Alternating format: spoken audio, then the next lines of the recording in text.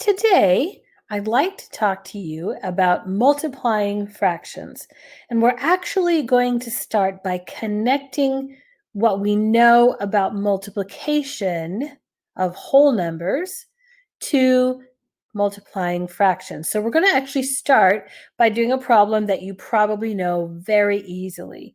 2 times 4, which you know is 8.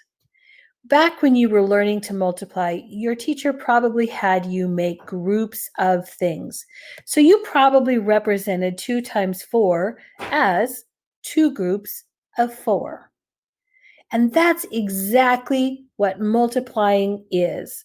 Multiplying is repeated addition. It's making groups of things and adding them over and over and over again. So how can we bring that understanding of multiplication into how we multiply fractions? Well, let's take our problem and change it just ever so slightly. What if instead of 2 times 4, what if instead we have 1/2 times 4? So we still have the same group size. We still have a group of 4. But instead of having many groups of 4, we actually are saying we have half of a group of 4. Now, you probably know automatically that half of a group of 4 is 2. Great. So remembering that when we're multiplying, we're actually finding and repeating our group size.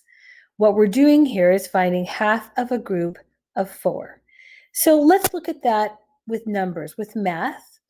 When I write a fraction, 1 over 2, that's 1/2.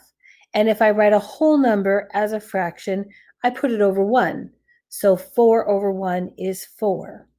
When you multiply straight across. So you multiply the numerators first. 1 times 4 is 4. Then you multiply the denominators.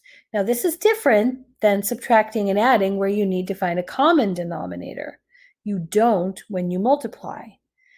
So you're going to multiply the size of your groups. 2 times 1, and that's 2.